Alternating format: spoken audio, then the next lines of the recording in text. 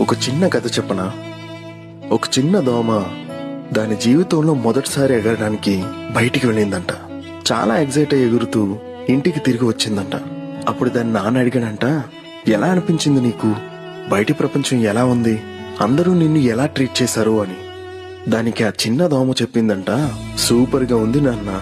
నేను వెళ్ళిన ప్రతి చోట అందరూ నా దగ్గరకు వచ్చి నా కోసం చప్పట్లు కొట్టారు తెలుసా అని. అప్పుడు నాన్న అన్నాడంట, అరే బాబు, అది చప్పట్లు కాదు, అందరూ నిన్ను చంపాలని చూస్తున్నారు. ఎంత ఎక్కువ చప్పట్లు కొడితే అంత త్వరగా నువ్వు చచ్చిపోతావు అని చెప్పాడంట. అది విన్న ఆ చిన్న దోమ చాలా షాక్ అయిపోయిందంట. దీని నుంచి మీకేం అర్థమైంది చెప్పండి? నిజంగా తెలీదా? సరే నేను చెప్తాను.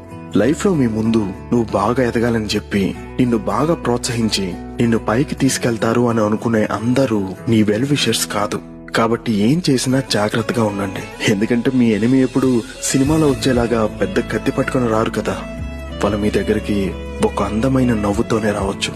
అర్థమైందా?